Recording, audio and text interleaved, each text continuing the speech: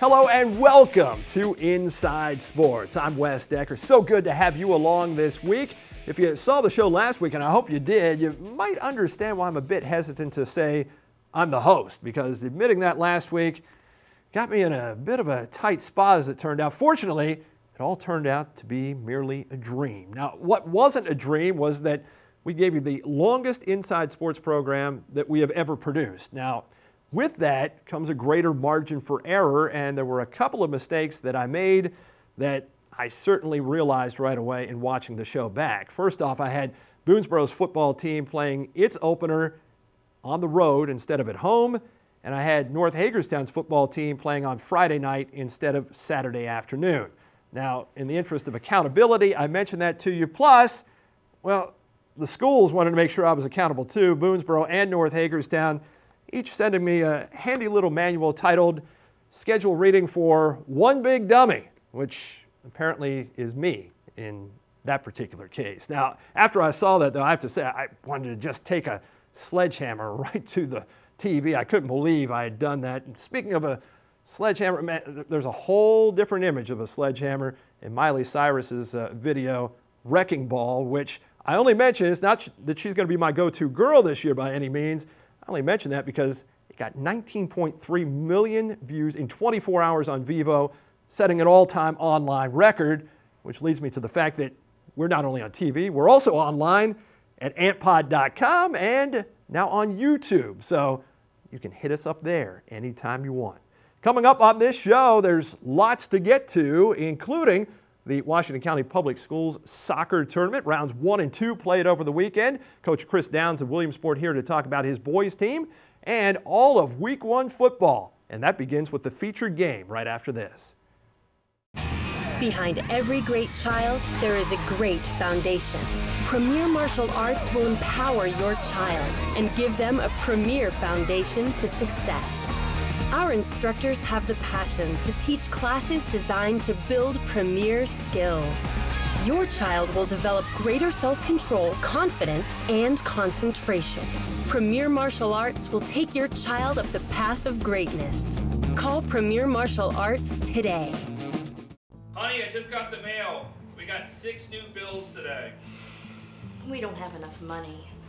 Mommy, will we still get to live in our house? It may be time to consider bankruptcy. Call Bodie Law. Do it for yourself. Do it for your family. Injured on the job? Been denied compensation? Need money for medical bills and lost wages? Know your rights. Insurance companies have lawyers, and so should you. Protect yourself. Call Bodie Law, your Hagerstown legal team, for help at 888-823-1255. It's what we do for you that counts.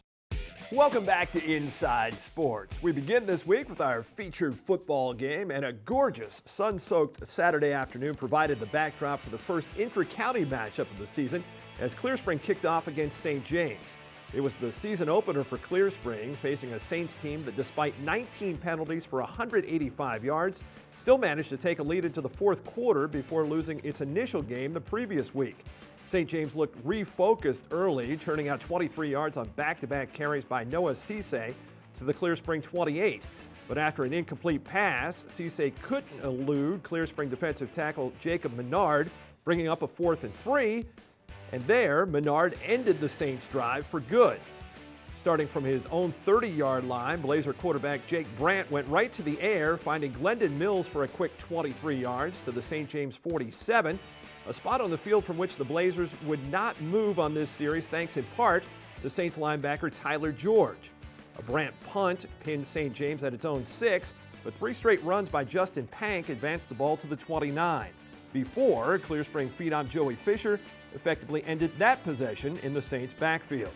A punt and a block in the back penalty started the Blazers' next series at its own 30, where defensive plays by David Emma McCary and then Sam Baker helped force a 3-and-out and got the ball back in the hands of the St. James offense with 4:02 remaining in a scoreless opening quarter.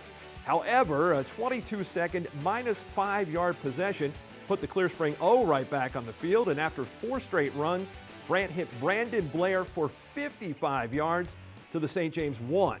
And on the very next play, Damian Poet took the handoff and Clear Spring took the lead, capping a 6-play, 72-yard drive that, after a missed extra point, put the Blazers ahead 6-0 with 1:11 to play in the first quarter. The travails of the Clear Spring kicking game continued, forcing the D to defend a short field when Sean Tolton returned the ensuing pop-up kickoff to the Clear Spring 48. On the third play of the second quarter, a 3rd and 5 at the 29, quarterback Garrett Blank zipped one to Sherman Harris, who got enough yardage for the first and a new set of downs to the 22. But 2 plays later, with St. James inside the red zone, this time Blank's pass intended for Harris was intercepted by Blazer safety Colin Schultz at the 1-yard line, preserving Clear Spring's 6-point lead with 9:27 to go in the second period. Now 99 yards from adding to the advantage, Brandt went ground to air, first scrambling for breathing room to the 12-yard line, and then on 3rd and 10 from the 12, he aired it out for the guy responsible for the drive, Schultz, who made the first down grab out to the 41. 2 plays later, Jordan Gladden carved up the St. James D for 17 yards into St. territory at the 42, but Clear Spring didn't stay on the plus side of the 50 for long. Kevin Cooper's sack and forced fumble pushed the Blazers back to their own 49, and 2 plays after set up the game's pivotal play. On 4th and 18, not only did George turn the game around by stepping in front of Brandt's pass out of punt formation, he took it 50 yards to the Clear Spring 2, and adding injury to insult, Brandt severely injured the wrist on his throwing hand, making the tackle. Brandt's counterpart, Blank, quickly capitalized on the next play, and Ryan Abbott's subsequent extra point gave the Saints an improbable 7-6 lead with 6:34 till halftime. The Blazers' first drive with Henry Eby at quarterback ended in a punt, and St. James went right back to work, hitting 2 big plays. A well-executed misdirection pass reception by Riker Dutton, good for 13 yards to the Clear Spring 28. Then a 26-yard burst by Pank that set the Saints up at the 4-yard line, 1st and goal. But that's as far as St. James would get, and on 4th down with 9 seconds left in the half, Clear Spring escaped unscathed when Abbott's 22-yard field goal attempt sailed wide left, leaving the team separated by a point at intermission.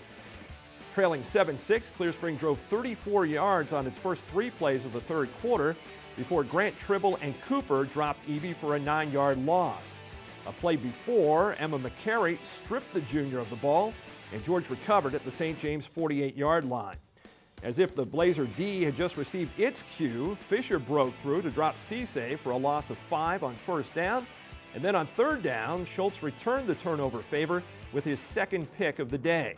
But on Clear Spring's 2nd play of the ensuing possession, Tribble pressured Eby into tossing one up, and Alex Wingard got it back for St. James, the 3rd turnover in the first 4 minutes and 36 seconds of the third quarter. And that wouldn't be all. 2.5 minutes later, Schultz completed an interception hat trick, returning the ball to the Blazers 16 with 4:54 to play in period 3.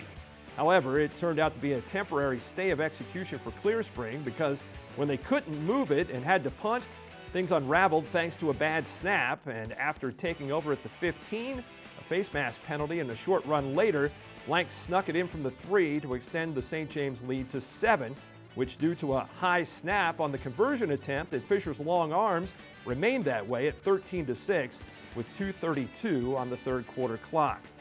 Clear Spring set out to answer from its own 20, and following 5 runs and 2 helpful St. James penalties, Eby opened the fourth quarter by connecting with Schultz for 27 yards to the Saints' 8. 3 plays later, the same hookup clicked again, capping a 9-play, 80-yard drive and drew the Blazers within a point. Without a reliable kicker, though, Clear Spring opted to go for 2, but Pank stepped in front of the go-ahead pass, and St. James remained ahead 13-12 with 10:29 remaining. Following a St. James punt, Clear Spring moved to its own 46, where it converted a 4th and 5 on Poet's run with 5.5 minutes to play. But 2 plays after, Tolton put an end to the Blazer drive, coming up with the 5th St. James takeaway of the game, this one coming with 4:52 left and his team up by 1. But in a game of turnovers, Fisher wrestled the football loose and Poet covered it for Clear Spring at its own 47 with 2:06 to go, providing the Blazers with one final opportunity. One the Saints refused to make easy with a huge hit on 2nd down before turning Clear Spring away on 4th down to claim the school's first win under head coach John Rutt. I caught up with the coach after the game and first asked him how much improvement he saw in his team from week 1 to week 2. You know, one of the things that I talk to the kids about and our coaches talk about, you know, in life and in football, if you get knocked down, it's how you react. And last week we got knocked down. I didn't think we necessarily played a bad game, just had some mistakes. But like I was saying, it's how you react when you get knocked down. And our kids got up and they fought. They played 4 quarters of football. We cleaned up the penalties. It was a well-officiated game. Clear Spring is a heck of a ball club. But I think just this week our kids worked hard in practice. They wanted it, and you know, I'm happy for our kids. They deserve it. What was the difference on the field here today in this game that was so closely contested? You know, I think the difference this week is, number one, we kept the penalties to a minimum. And number two, when we did have some setbacks and penalties and turnovers, it's how our kids reacted to them. You know, they didn't put their heads down. They didn't, call each other out. They basically bonded together and they, held. And it's how they reacted to the mistakes. So I think that's the difference. I mean, we played a good ball game, but it's how you react to your mistakes, and they played well today. Well, it has to feel good to get win number 1 here at St. James. Obviously, you can't get number 2 until you get number 1. Can you put that into words, getting this win here today, the first one at St. James? You know what? I guess I thought about what it would feel like, and I guess it's just kind of numb because, you know, it was such an emotional game. Like I said, Clear Spring's a heck of a ball club, and it's a shame a team had to lose that game. I'm just happy for the kids. You know, I want to get them some wins. We have some great seniors, great underclassmen, and they deserve a lot more wins. So we're just going to go back to work on Monday and see what we can do against Hancock. Congratulations to Coach Rutt and the Saints, who will shoot for back-to-back wins on Friday.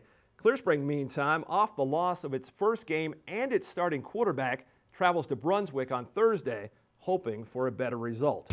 The remainder of Week 1's football highlighted by some big wins, all straight ahead when you come back. At Murray's Tire and Auto, we were here for you then, and we're here for you now. While the way we look might have changed over the years, the quality of the work you've come to count on remains the same. From preventive maintenance services to emissions repairs to major and minor mechanical work. Plus, Murray's carries Cooper and other major brands of tires and uses state-of-the-art equipment to accommodate all rim and tire sizes. And now shopping for tires has never been easier. At Murray's, your family's safety behind the wheel is important to us as our own. Enjoy old-fashioned service with all the modern conveniences at Murray's Tire and Auto. Still here for you in Williamsport. Welcome back to the show. More Week 1 football now. The South Hagerstown Rebels began their new season by hosting the last team to defeat them in a season opener. The year was 2008, and the team was Century. Friday night, Century found out it isn't 2008 anymore. Perhaps the most successfully implemented strategy came for the Rebels when they won the coin toss and opted to defer till the second half, thus putting their defense on the field first.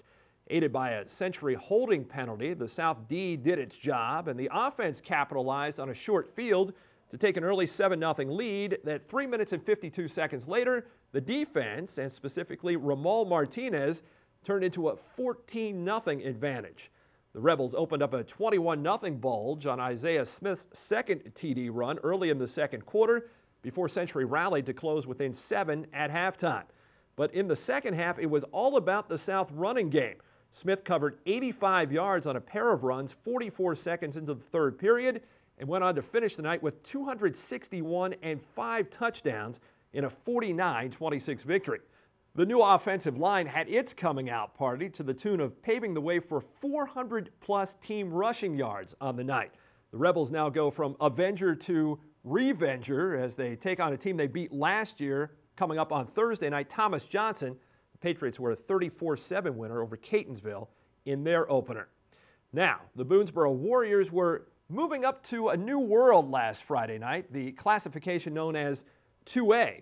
Coming off back-to-back 1A playoff appearances, the Warriors are the only county school to win a postseason game in the last 6 years. And the first obstacle in Boonesboro's path on the way to its first potential 2A playoff win, a 10-win playoff team from a year ago in the Walkersville Lions. With the challenge in front of them, the Warriors plotted a course that turned out to be a blueprint to confidence and success, starting with turning Walkersville away on 4 snaps inside the Boonesboro 10-yard line on its opening possession, and then giving way to the offense, who showed the Lions how it's done on its very first touch when Ethan Foster started left, made a cut, and sprinted 93 yards to a lead the Warriors would never relinquish. Junior quarterback Jeff Bennett looked solid in his starting varsity debut, finding senior tight end Jared DeRocher for a pair of second-period touchdown passes as Boonesboro balanced its 213-yard ground game with 160 through the air. Senior kicker Caleb Urish appeared to be fully recovered from an injury that cost him the end of last season, adding 2 field goals to the cause in a 25-15 Warrior win. Boonesboro goes for a 2-0 start Friday night at Francis Scott Key, a team that matched its entire win total of a year ago with a 24-20 upset of Brunswick in Week 1. As Week 1 kicked off, surprisingly, the only school in the county who could fashion a winning streak with a victory was Williamsport. The Wildcats started the Vince Ahern era at Liberty, a school they had never beaten on the gridiron, and after last Friday night, they still haven't. In a game that was a story of 2 very different halves, the Cats fell 34-30 after leading 6-0 at halftime. Junior quarterback Savon Brown accounted for 278 yards from scrimmage, throwing for 151 and running for 127. Fellow junior Jordan Stonebreaker gained 225 on the ground and scored 2 TDs, both coming in the Wild second half. Coach Ahern and the Wildcats seek win number 1 Thursday night at North Carroll, a 47-0 winner over Pikesville in its opener.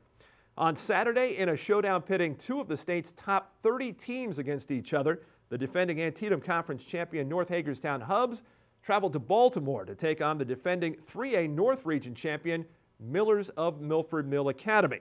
North showed the poise and experience gained by its narrow playoff loss at Seneca Valley last year by playing to a 7-7 deadlock at halftime. It was the third and fourth quarters where their talent then prevailed. Isaiah Keys started his senior season with a game to remember. After having run for the game's first score, Keys got defensive, intercepting 3 Milford Mill passes, tying a North Hagerstown school record in the process, and returning 192 yards for a momentum-changing touchdown in the third quarter, one of 5 picks for the Hub D on the afternoon. In the fourth quarter, it was junior Preston Carey who put North in front for good on a 58-yard TD romp that gave the Hubs a 20-14 lead on their way to what head coach Dan Cunningham told me was a quality 20-16 season-opening win. North doesn't get much time to dwell on the victory, though. The Hubs host Urbana, the defending 3A West Region champs, who are coming off a 20-16 victory over Dover, Delaware. Speaking of out-of-state opponents, Hancock has 7 of them on its 2013 schedule and started with 1 Saturday night. The Panthers and new head coach Todd Rupenthal welcomed Sarah Catholic from McKeesport, PA. The visiting Eagles put the hosts on their heels early, but Hancock answered 2 first-quarter touchdowns with TDs of its own, both runs by quarterback Jesse Wolford, to take a 14-12 lead to the second quarter, in which the Panthers outscored Sarah Catholic 21-6 for a 35-18 halftime edge. Hancock closed out its scoring with 3 third-quarter touchdowns, including the second by Noah Teeter and the second and third by running back Jordan Kiefer. The Panthers also got a pair of conversion kicks from Sarah Mann, and as far as I know, it makes her the first female to ever score points for a county football team. So Hancock makes history in several ways in a resounding 55-26 opening game win. And since the story of why there's no video isn't nearly as interesting or as impressive as what the team did on the field, I asked Teeter to talk about the team effort. We started out kind of slow, I think it was sort of like the start of the season jitters. But once the game started going, we got a little bit better. We started getting pumped up more, and we started putting some points on the board. But overall, I think that as a team, we worked well together, and we worked really hard. And with a confidence-building victory under their belts, junior lineman Travis Lawson seems to sense something a little different about this year's Panthers. I think we feel more closer as a team than we did in the past. I think we can work together a lot better than we did before. I think there's a lot more camaraderie than anything. But, yeah, I think we work better as a team together. I had mentioned QB Jesse Wolford's 2 scoring runs, but he also threw for a TD in what was essentially his varsity debut under center, a feat not lost on Teeter. He made a pretty good transition from wide receiver to quarterback, and he knew he had to do it whether he wanted to or not, just make a mark on the team. But with Jesse back there as quarterback, we sort of have more of a running game, because now we can go to some quarterback ISOs and stuff like that, and it sort of helps when he's there. And overall, it gives us a big confidence boost, knowing that we have someone to back us up he gets trouble with a pass and gets pressured, and he can easily do his thing and get out of there. And of course, nobody can do their thing on offense without good blocking. The Panthers cranked out 457 rushing yards on Saturday, and of Hancock's 7 offensive touchdowns, 6 covered 38 yards or more, a source of pride for those guys up front. I'm proud of having a lot of rushing yards, considering the fact that we're a really small school, especially one of the smallest ones in Maryland, public schools. And I think we handled it pretty good for our size. I think we're all proud of it, of the yards that we gained and our running backs gained. On the strength of their strength, Hancock scores its most points in a game since the 48 it hung on Carson Long in 2010 and gets Coach Rupenthal win number 1. Now it's time to recheck the goals. I feel like our main goals is, well, first off, to have a winning season. It's something that we've been struggling with the past couple of years, and we really are pushing to get that. I think our other main goal is to make it to playoffs, whether it's first, second round, whatever happens. We just want to make it to playoffs. But first things first, can Hancock start 2-0 for the first time since 2004? The answer awaits Friday night against St. James. That's it for football this week. I'm back with soccer. The county tournament is in our sights. Coach Chris Downs from Williamsport joins me in just a moment. I think what makes Beauregard's different is the fact that when the clients come in here, they do feel comfortable. It doesn't feel like the sterile atmosphere of getting a haircut. It's more of having a conversation with a friend while you're getting a haircut. Being in the sales profession, it's important for me to sell myself, and part of that is my personal appearance. I've yet to encounter a bad haircut from Beauregard's. They've all been very consistent over the past 13 years. Beauregard's, we're in Northern Avenue, directly across the street from Gold's Gym. Welcome back to Inside Sports. Time for soccer now as we address the 15th annual Washington County Public Schools Soccer Tournament. The first 2 rounds played this past weekend. And on the girls' side, Williamsport advances to the championship game. An easy win in round 1. Round 2, a little bit more difficult on Saturday afternoon at South Hagerstown as they get goals from a freshman and a senior in defeating Clear Spring by a score of 2-0. And they move on. Meantime, it was Smithsburg taking on Boonesboro in a game that went right down to the end and then beyond. It was a 1-1 tie, went to penalty kicks. I talked to Coach Chris Lance before the season began, reminded him that 2 years ago when they got the bye going in, they wound up losing in that first round. He said, well, I hope we've learned from that. Well, penalty kicks, anything can happen there. Smithsburg winds up prevailing in penalty kicks 4-2, so it'll be Williamsport and Smithsburg in the girls tournament championship coming up on the 21st of the month, that Saturday at Mike Callis Stadium. Now, who got there on the boys' side? Well, here to help me with a little bit of that and maybe blowing the drama a bit is Williamsport boys coach Chris Downs. Coach, thanks for being here. No problem, Wes. Thanks for having me back. I know there seems to be a little bit of pressure this year at Williamsport, but it's good pressure because you're talking about, your team and a team that should do some damage this year, not only in the county but beyond. But let's start with that county tournament championship.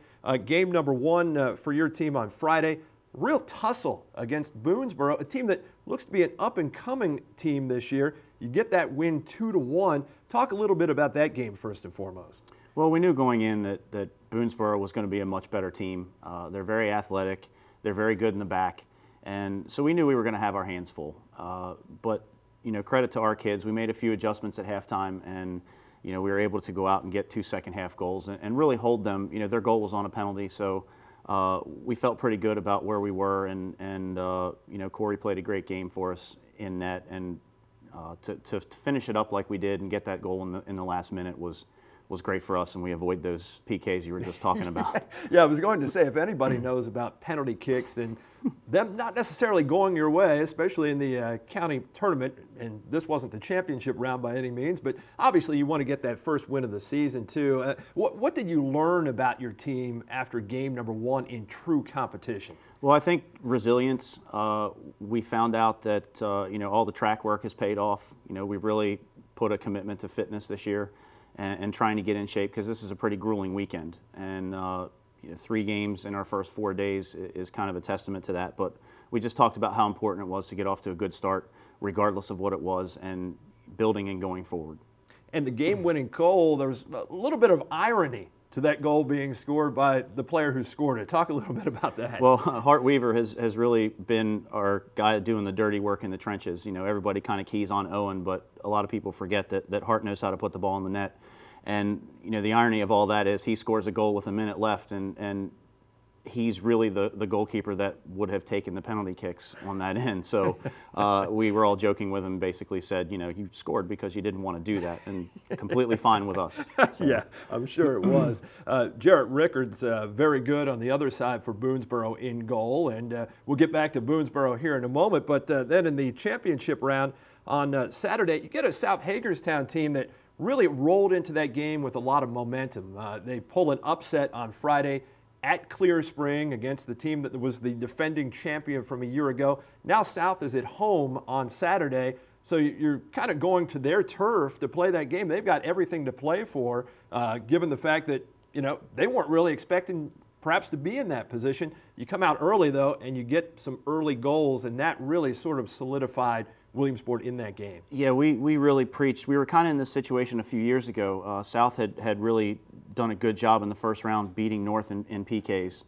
And so they came out against us, and we really preached about the importance of getting on them early so that we could take that momentum away. And, you know, we scored twice in the first 6 minutes. And even though they pulled one back in the 8th minute, we felt like we kind of were able to wear them down a little bit and knew that they had spent a lot of energy.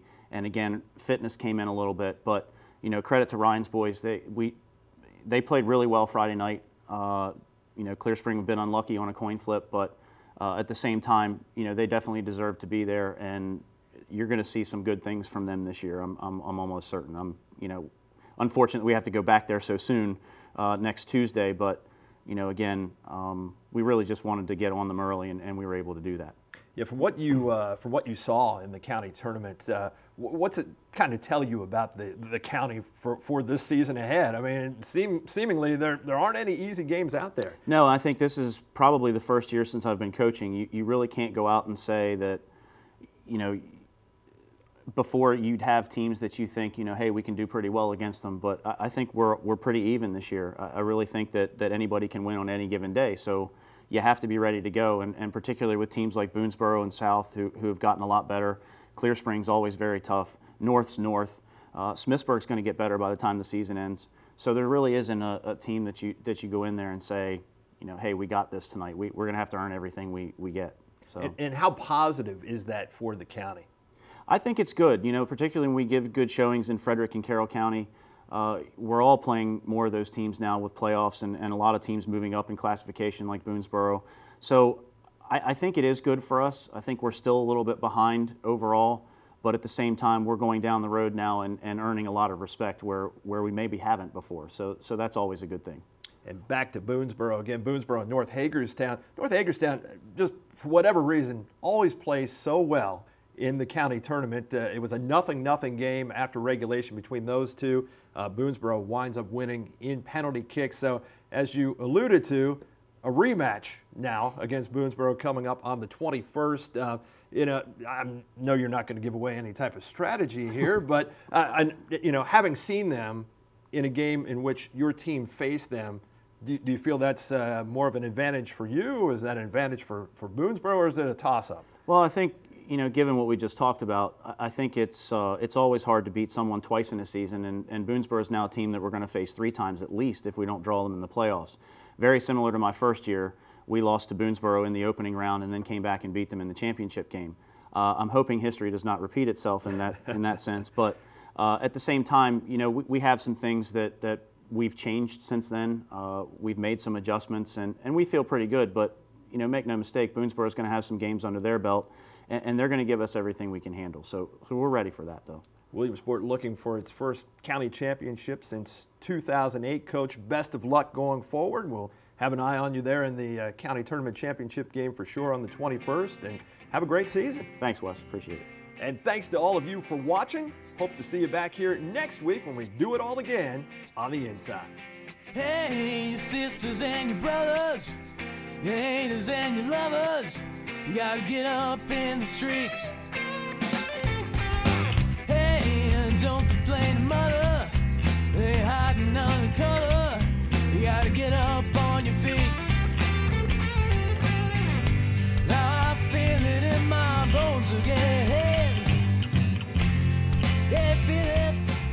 gonna let it in.